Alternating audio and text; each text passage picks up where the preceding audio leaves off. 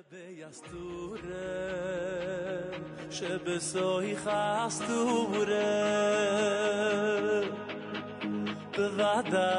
גם שם נמצאו השם ישבורה ויפל ביסתורה שבסויך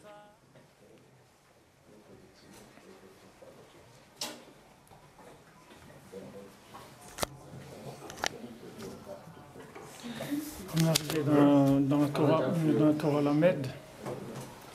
Lamed Vav, on est dans l'écouter halachot. On a fini la halacha hier. On a fini dans Ilchot Kirat Shema. On a fini la halacha qui était la halacha Dalet, qui est une halacha très.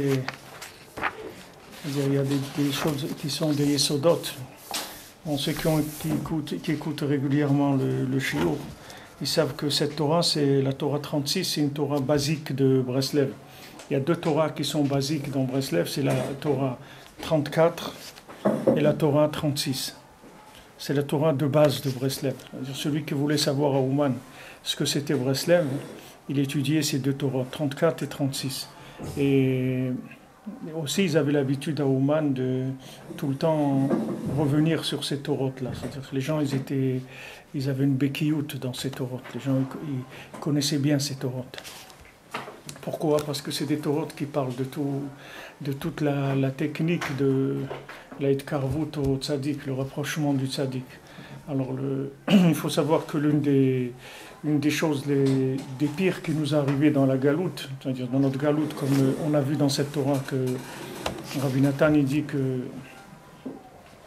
qu'il y a eu un Sarah Betevet, il y a eu plusieurs malheurs, et notamment un des malheurs d'un Sarah Betevet, c'est que Ezra Sofer il est niftar.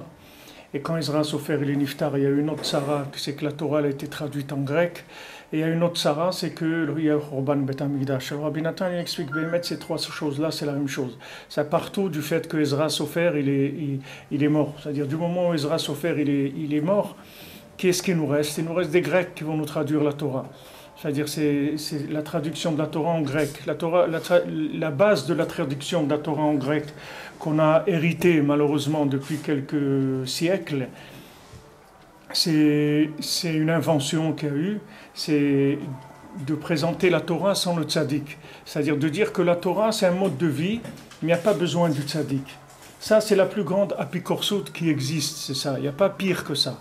Si vous voulez un exemple, pourquoi le christianisme ça a tellement marché?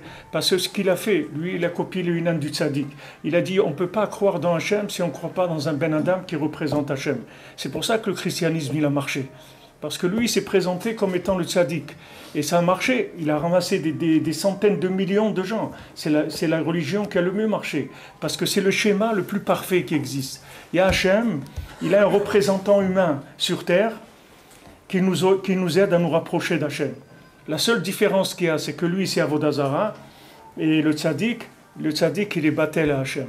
C'est la seule différence qu'il y a. Sinon, le prototype, c'est le même. C'est-à-dire que c'est exactement la même façon de fonctionner. Maintenant, nous, après Moshe Rabbeinu, après Yoshua ben Nun, après toutes les dorotes des tzadikim, petit à petit, ça a commencé à un petit peu disparaître, le principe du tzadik. C'est-à-dire que les gens, ils ont commencé à comprendre la Torah, à dire... c'est bien, on comprend la Torah, nous aussi on a un cerveau, nous aussi on peut comprendre, nous aussi on peut arriver, les mains on voit que la Torah elle s'adresse au Ham Israël, ça s'adresse à chacun, que chacun y fasse la halacha, etc. Donc le Inyan du tzaddik il est parti doucement, il s'est émoussé, c'est-à-dire il s'est émoussé dans le Ham Israël. Et on arrivait à la plus grande catastrophe qu'il y ait jamais eu par rapport à la Torah, c'est d'essayer de vivre la Torah sans le tzaddik. Ça, c'est la pire des apikorsout qui existent. Alors, ça a marché, c'est-à-dire apparemment, ça marche. C'est-à-dire les gens, ils étudient la Torah, il y a des yeshivot, il y a des trucs, il y a des rabbanim, il y a des dayanim, il y a des beddin, il y a de la kashrut, il y a de tout. Mais tout ce système-là, la base, elle est fausse complètement. Parce que s'il n'y a pas le tzaddik, s'il n'y a pas V'yaminu B'Hashem ou Moshe Avdo, Ça ne marche pas. Même le Ham Israël, à Matan Torah, quand Akadosh Baruch Hu, il a donné la Seret Dibrot, les Ham Israël, au bout du deuxième, ils ont dit on veut plus que Hachem il nous parle, on veut que c'est Moshe Rabbeinu. Parce qu'ils ont vu que dès qu'Hachem il leur parle, ils meurent. C'est trop fort. Alors ils ont dit non, on veut Moshe Rabbeinu, que lui il nous explique, c'est tout. On voit il y a des centaines de preuves de ça dans la Torah, c'est-à-dire d'appui de ça. On ne peut pas parler de preuves, mais on va parler d'appui, parce que des preuves, on n'en a pas. La seule preuve qu'on a, c'est la Emouna, c'est tout. C'est la preuve que ça marche. Si quelqu'un il veut voir si ce principe il marche, il n'a qu'à avoir la Emouna et essayer, et il va voir que ça marche. Et celui qui va après son sechel, comme Rabbeinu dit, il peut arriver les tarouyot gdolot meod, il peut se tromper et arriver à dérailler complètement dans le judaïsme et arriver à des erreurs énormes, parce que le sechel il peut pas du tout diriger l'individu dans la Torah. C'est-à-dire si on n'a pas le tzaddik qui nous prépare la Torah, qui nous amène la Torah à un autre niveau, c'est impossible. On a vu hier que les maaseh, qu'est-ce qu'il fait le tzaddik? Le tzaddik, il amène une Torah qui est déjà, c'est plus qu'un mode d'emploi. C'est déjà la vie. C'est pas un mode d'emploi. Un mode d'emploi, je peux dire que moi je vais utiliser le mode d'emploi, je vais lire le mode d'emploi et je vais l'interpréter.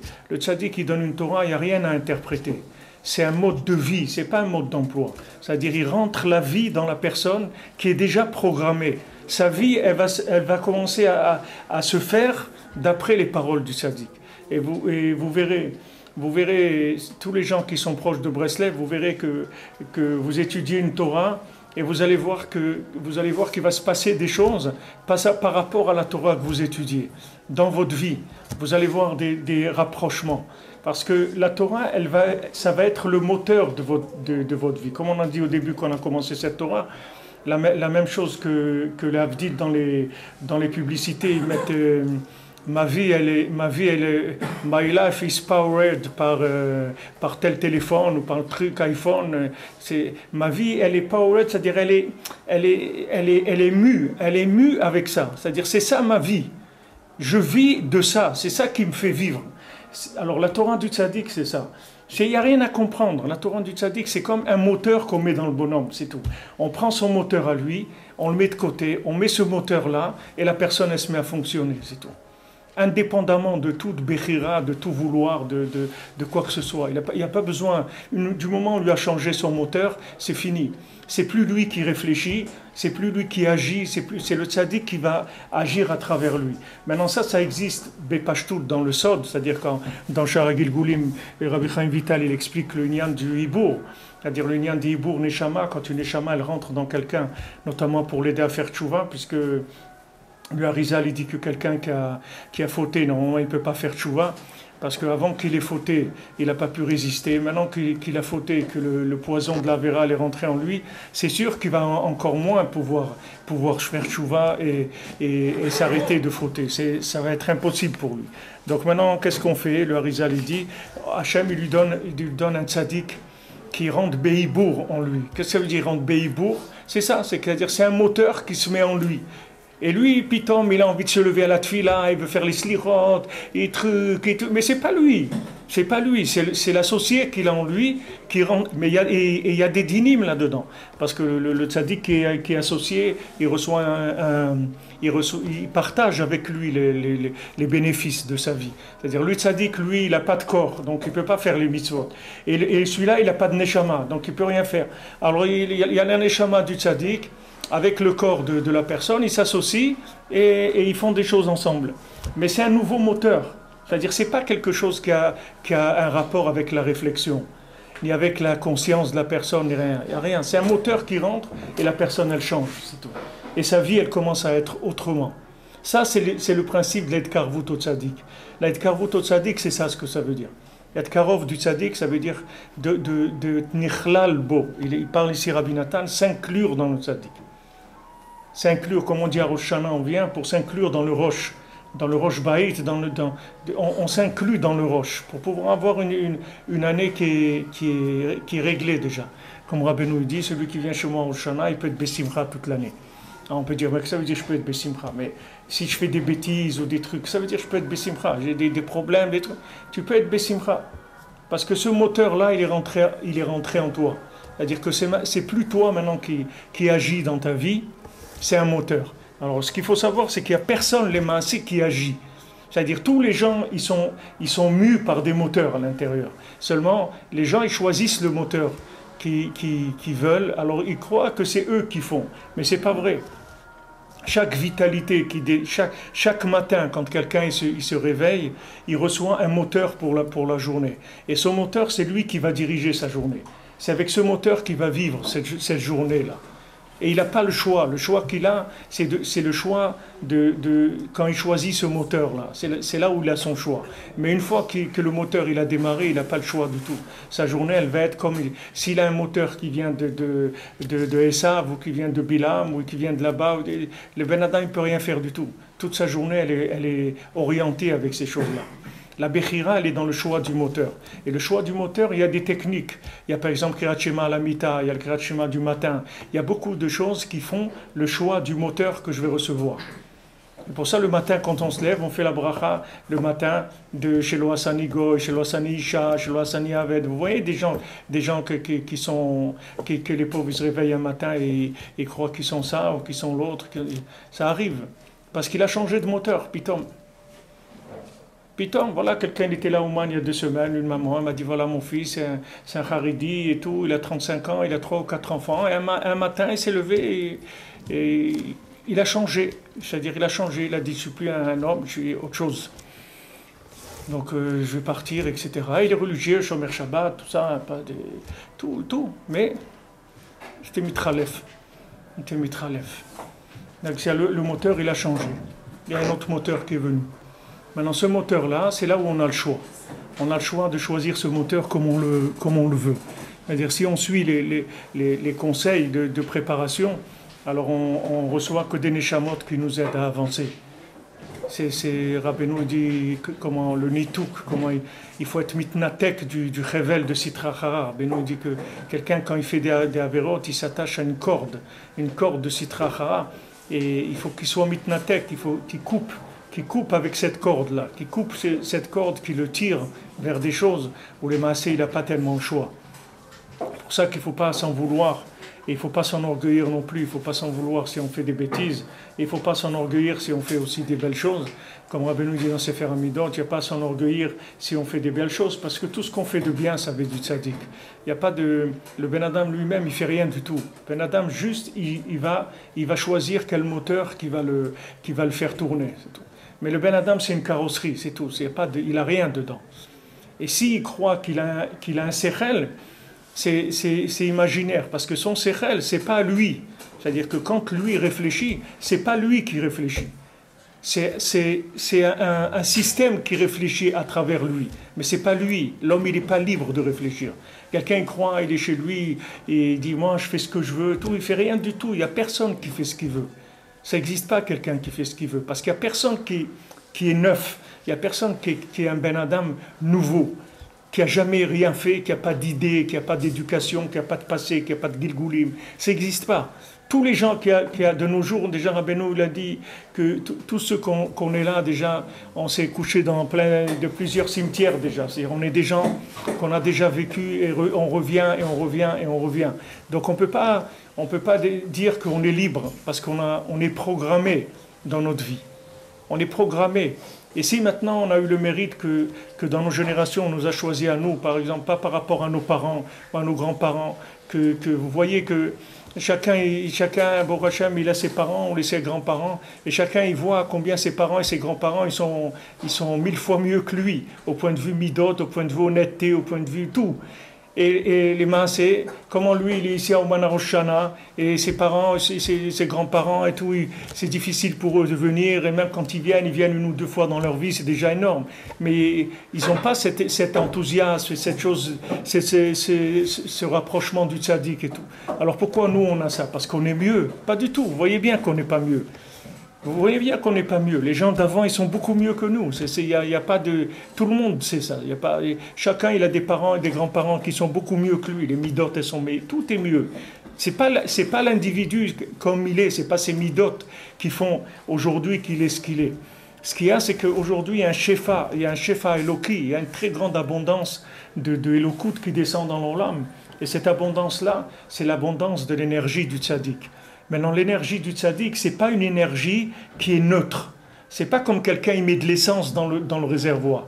C'est une essence, quand vous la mettez, elle déclenche le GPS. Ce n'est pas une essence que vous mettez quand vous allez où vous voulez.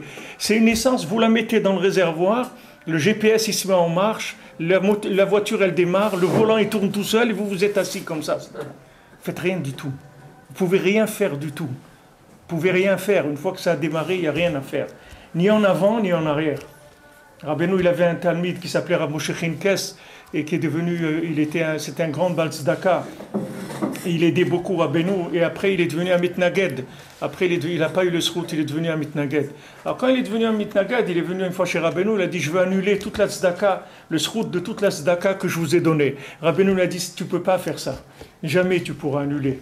Ce que tu as fait de bien pour moi, jamais tu pourras l'annuler. Même si tu deviens fou complètement, jamais tu pourras annuler ça. C'est-à-dire que le Ben Adam, il peut pas. Ben nous dit lo ichbe balayla nera. Même un Ben Adam qui a été mitkarev au tzaddik pour quelques heures, pour quelques jours, pour quelques mois, quelques années, jamais il pourra enlever ça.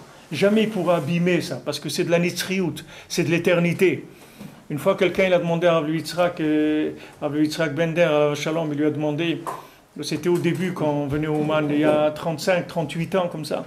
Et qui est-ce qui choisit? C'est lui qui fait le bouquet. C'est comme si quelqu'un rentre dans un magasin de fleurs. Il dit mettez-moi une comme ça, et une comme ça, et une comme ça. C'est lui qui fait le bouquet. Mais qu'est-ce qu'il faut choisir dans le magasin de fleurs? Ça aussi, il faut l'apprendre. Qu'est-ce qu'on choisit? Qu'est-ce qu'on prend? Qu'est-ce qu'on laisse? Il faut regarder qu'est-ce qu'ils faisaient les Breslevers. Il y a beaucoup de choses dans l'écouté moral. Pourtant, qu'on voit que les Breslevers, qu'est-ce qu'ils faisaient? Ils faisaient Chatzot, et Itbodedout, et Shulchan Aruch, et Ouman Rosh Hashanah, Tikkun HaKlali, Mikveh. Voilà, c'est ça la voda des Breslevers. Ça, c'est la base. Après, chacun, il a développé des choses. Mais la base, c'est ça, de Breslev. Mais ça s'apprend pas dans les livres. Parce que dans les livres, il y a ça, mais il y a d'autres choses aussi. Alors, si quelqu'un, il fait lui-même les choix dans les livres, il dit, voilà, Rabbi Nathan l'a dit, il faut travailler sur la achila, il faut faire ta'anit, il ne faut pas faire comme ça. Et lui, il choisit lui-même, mais il arrive à des monstruosités. Il y a des gens, ils sont arrivés à des catastrophes, ils ont fait des choses catastrophiques, ils ont détruit leur vie, leur famille, tout, avec la Torah. Parce que lui, il est fou. Alors il choisir dans la Torah des nianim. Il y a quelqu'un qui est venu me voir il y a peut-être 2 mois à Yerushalayim. Il m'a dit non, je viens vous voir à Bifrach parce que je sais qu'à Breslev, c'est les seuls qui permettent ça, qu'on se marie avec plusieurs femmes. Je dis quoi? Je lui dis quoi? Il m'a dit non, j'ai vu, il y en a. Attends un petit peu. D'où c'est sorti ça? Vous voyez, les gens, ils inventent des trucs, ils étaient n'importe quoi. Les gens, ils sont fous, ils sont malades, ils inventent des inanimes. Et tout ça, il va vous sortir des trucs où il a vu écrit des choses comme ça. Il va voir des choses qu'il a interprétées dans ce qui est écrit. C'est pour ça que si on n'a pas reçu de quelqu'un l'interprétation des textes, c'est très dangereux de commencer à sortir des choses. De dire voilà, on va faire comme ça, on va faire comme ci. D'où tu sais qu'il faut faire ça? D'où tu sais? C'est écrit, mais il y a beaucoup de choses qui sont écrites. D'où tu connais les priorités, d'où tu sais qu'est-ce qui s'applique maintenant. Tout ça, ça demande un chimouche du tzaddik, il faut de l'expérience dans la transmission de la Torah. Tu peux pas inventer, tu prends la Torah, la réinventer dans sa pratique, c'est pas possible. Alors, ce inyan-là du Sechel, que les gens vont d'après leur Sechel, ça existe même dans la Torah du tzaddik, ça existe. Même les gens, ils prennent le tzaddik avec leur Sechel. Il y a des gens, ils vont à Rosh Hashanah chez des tzaddikim qui sont vivants, ils disent, c'est écrit dans l'écoute Moran qu'il faut aller chez le tzaddik à Rosh Hashanah. Il dit, mais ce que tu sais pas, c'est que quel tzaddik, ça aussi il a dit, mais c'est pas écrit là-bas. C'est dans un autre endroit que c'est écrit, c'est pas là. Il dit, mais non, voilà, je te montre noir sur blanc. Il dit, il faut aller chez le tzaddik à Rosh Hashanah. Mais quand il dit le tzaddik, Rabbi Nachman, il parle de lui, il ne parle pas de quelqu'un d'autre. Quand il parle le tzaddik adore, le chacham adore, le rav adore de la génération, tout ça, il ne parle que de lui, Rabbi Nachman, il ne parle de quelqu'un d'autre. Ça, si tu ne sais pas ça, alors ça y est, toute la suite, elle a changé. Toute la suite de la recette, elle a changé, c'est fini. Si tu ne comprends pas la première chose, tu l'as mal. C'est comme si tu fais une recette de cuisine. C'est ce qu'il a dit. Si tu ne comprends pas le premier mot, si c'est de la farine ou du riz ou de n'importe quoi, c'est pas la peine de continuer. Tu vas sortir n'importe quoi. Jamais tu vas arriver. Parce que déjà, le départ, il est faux. C'est-à-dire, la base, tu ne sais pas ce que c'est. Donc ici, Rabbi Nathan, il insiste sur ce lien-là dans cette Torah, que apparemment dans cette Torah, on ne dirait pas que ça parle de ça.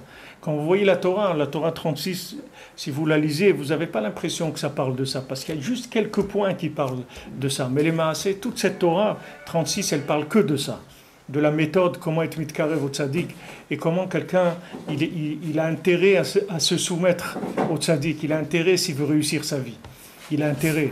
Et si maintenant il va avec son sechel, il est pratiquement sûr de l'échec. C'est une garantie qu'il va échouer. Parce qu'il ne peut pas. Son sechel, il est complètement tordu. Et son sechel, il est incapable, son cerveau, il est incapable de produire une ligne de conduite qui soit valable. C'est impossible. Donc les Maaseh, l'homme, il est perdu. Et il a intérêt à aller suivre le tzaddik et de ne pas bouger de ce qu'il lui dit. S'il lui dit comme ci ou s'il lui dit comme ça, va à droite, va à gauche, comme la Torah te dit. Que ne tourne pas de ce qu'ils te disent ni à droite ni à gauche, ne change pas. Il te dit à gauche, va à gauche, à droite. Ne bouge pas de ce qu'il te dit le tzaddik. Parce que sinon tu es en danger. Si tu vas avec ton sechel, tu es en danger. Alors maintenant, comment on va faire? Et on a beaucoup de choses. C'est pas tout écrit, c'est pas tout. Comment on va faire? On a beaucoup de choses. Alors on prie, c'est tout. On prie, on demande à Kadosh Baruch Hu de nous aider, et on demande au tzaddik aussi de nous aider. On peut parler avec Rabbi Nachman, c'est le Rav. On peut parler avec lui et dire voilà, je vais faire ça et tout. Est-ce que vous pensez que c'est bien? Est-ce que je dois faire ça? Moi je sais pas, j'ai l'impression que c'est bien. On m'a dit que c'est bien. Moi je sais pas, j'ai des doutes, etc. Il faut pas avoir peur de parler, de faire des tfilotes avant. Au moins de faire un appel, de dire voilà, moi je ne sais pas. Déjà quand je dis ça, je me branche sur l'ashgacha pratit. Quand je dis je ne sais pas, je passe sur un pilotage automatique. C'est autre chose déjà. Tandis que quand je crois que j'ai compris et que je fais d'après ce que j'ai compris, alors je peux arriver à des erreurs énormes. Rabbi Nachman, il amène ici comme erreur un Rav qui a dit que le lien d'avoir la barbe, c'est qu'en Eretz Israël. Qu'en Chutz Laaretz, on n'a pas besoin de laisser pousser la barbe. Et un Rav, un gadol, c'est pas un Rav d'une synagogue de quartier, c'est un gadol. Et il s'est trompé, pas shoot. Dans ses analyses et tout, il s'est trompé. Parce que son cerveau, à un moment, il a tourné à l'envers, c'est tout. Il a sorti quelque chose qui est faux. Il s'est trompé. Ça arrive de se tromper. Mais celui qui est mitkarev au tzaddik, qui est nichlal dans le tzaddik, jamais il va se tromper dans sa vie. Parce qu'il n'existe même pas, lui. Il ne peut pas se tromper. Il est inclus dans une autre dimension. Il ne peut pas se tromper. Il ne peut pas se tromper. Quelqu'un qui se trompe, c'est quelqu'un qui va en freelance. Alors lui, il peut se tromper. Mais quelqu'un qui est inclus dans un niveau supérieur, c'est fini, il ne peut pas se tromper. Il ne peut pas se tromper. Et il voit qu'il se passe avec lui, il monte, il descend. Il dit, c'est pas la peine de regarder, t'occupe pas de si ça monte ou ça descend. Toi, tu t'occupes pas de ça, toi, tu avances, c'est tout. T'occupes pas si ça monte ou si ça descend, c'est pas ton problème.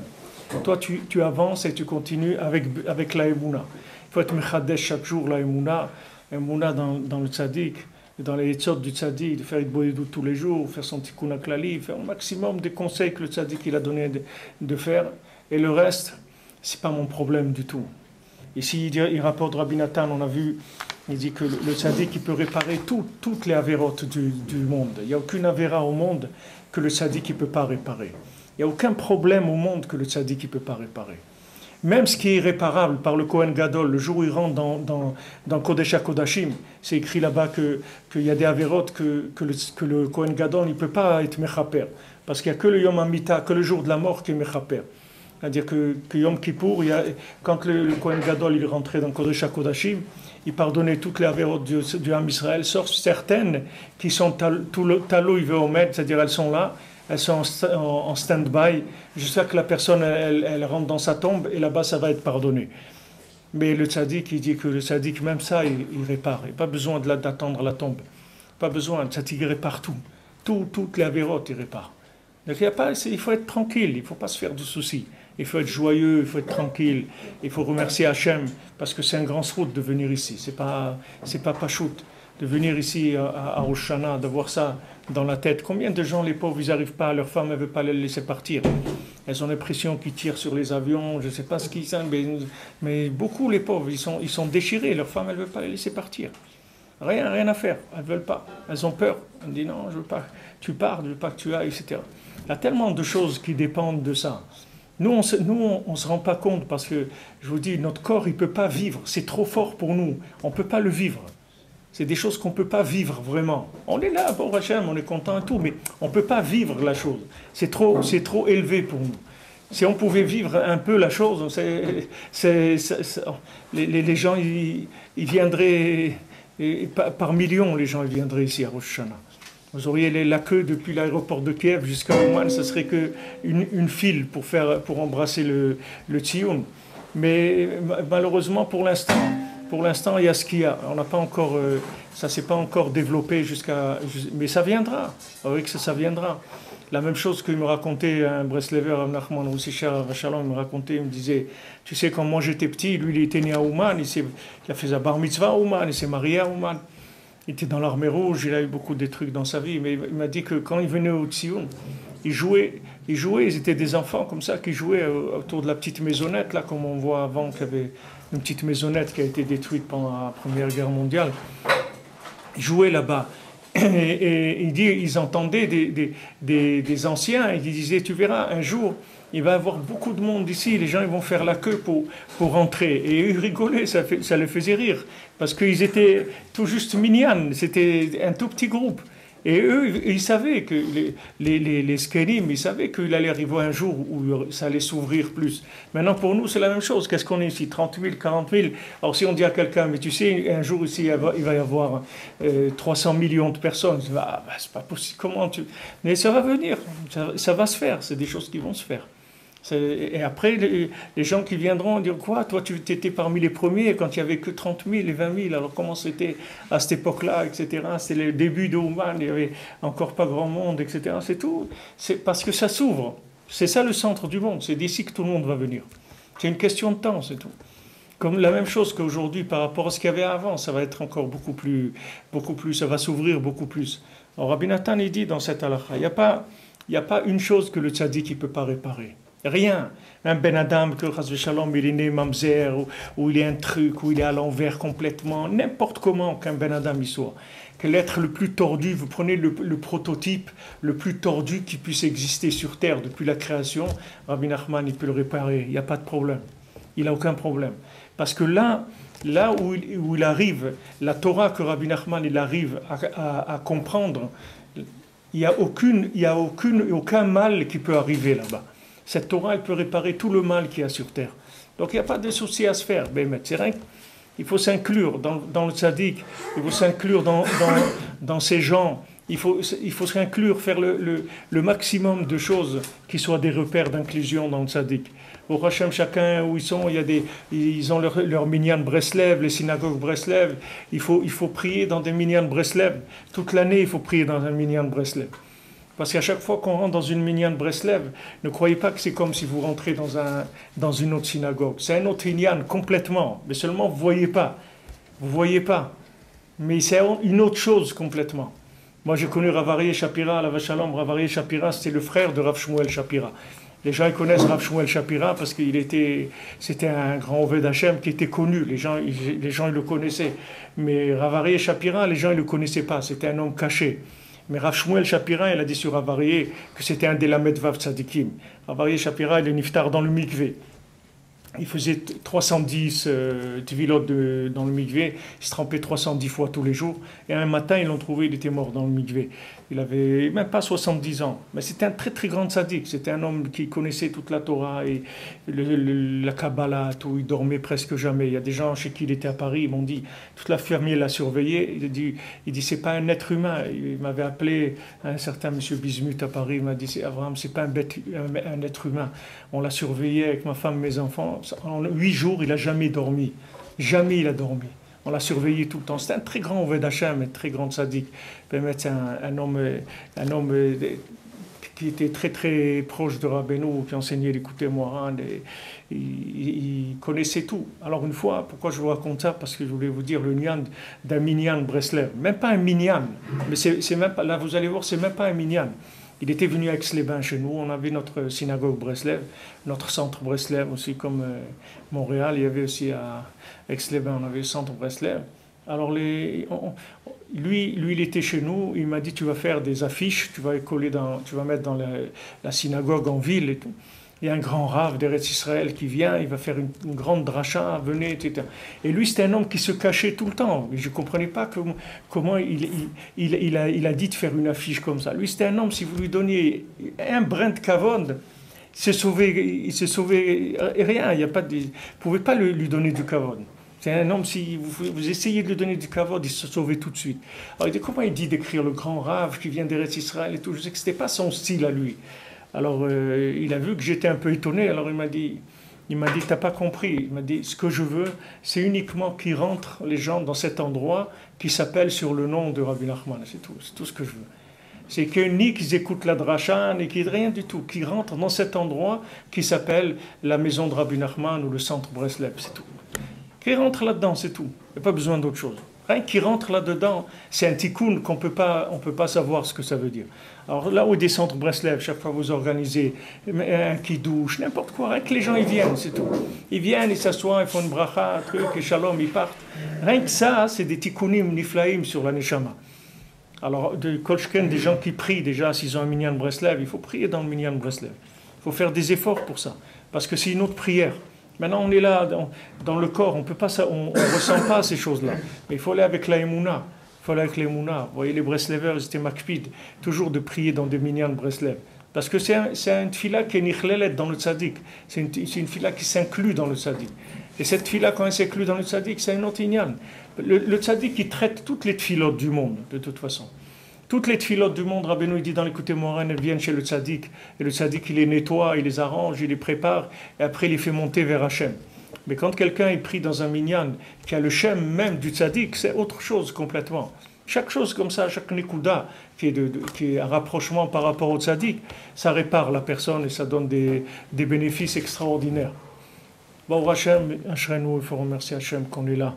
Et il faut remercier Hachem toute l'année, c'est pas rien que maintenant.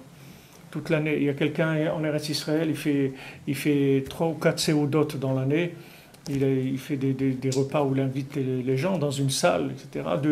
De remerciements qu'il a été zoché d'être à Ouman à Rosh Hashanah. Alors il fait tous les trimestres.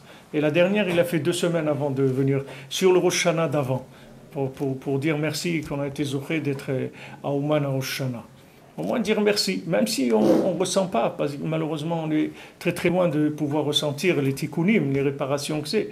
Mais au moins avec la émouna, on est mamine qu'on s'occupe de nous, il faut être joyeux de ça. Qu'on voit dans les klalotes, Hachem dit toutes ces malédictions elles viennent parce que tu es tachat asher lo avata et Hachem lokecha. Besimcha betov levav mirov kol. Pourquoi tu ne sers pas Hachem dans la joie? Hachem regarde tout ce qu'il te donne, pourquoi tu n'es pas joyeux? Rabbi Nachman l'a dit une fois, Rabbi Nathan, tu sais pourquoi tu n'es pas joyeux? Parce que tu ne me connais pas, tu ne sais pas le mérite que tu as eu de te rapprocher de moi.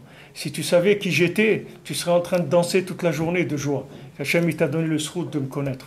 Là, c'est pareil, nous on vient ici, on se traîne, on vient, on met comme ça, la valise, celui-là, sa valise, elle n'est pas arrivée, l'autre son truc, l'autre, il a oublié de mettre le pyjama en partant, l'autre truc. Chacun avec ses problèmes.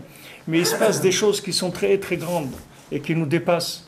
Il faut remercier Hachem et il faut prier ici que Bémet Hachem il ait pitié que tout l'âme Israël il puisse venir et que cette année, Bémet Hachem, soit chez Anna de Géoula, parce que l'âme Israël, ça y est, le monde, l'âme Israël, il a trop souffert, ça suffit, on est à la fin, on est à la fin de l'histoire. L'âme Israël, il a assez passé, maintenant on a besoin que le tzaddik il se révèle dans le monde. La révélation du tzaddik, c'est ça, Rabbeinu dit dans Sefer Hamidot. Biata Mashiach, elle est tluya bitkarvut la tzaddikim. C'est ça qui dépend, c'est de ça que dépend la Géoula. Tout celui qui vient ici, en tout cas, il peut savoir qu'il est un acteur actif de la Géoula. Tout celui qui vient ici à Rosh Hashanah, c'est quelqu'un qui a part dans la Géoula, une part pleine. Il faut savoir qu'il a sa place à côté du Mashiach, c'est lui qui a aidé le Mashiach à se révéler. Par le fait qu'il vient ici, c'est tout, qu'il écoute la voix du tzaddik, le tzivouï du tzaddik.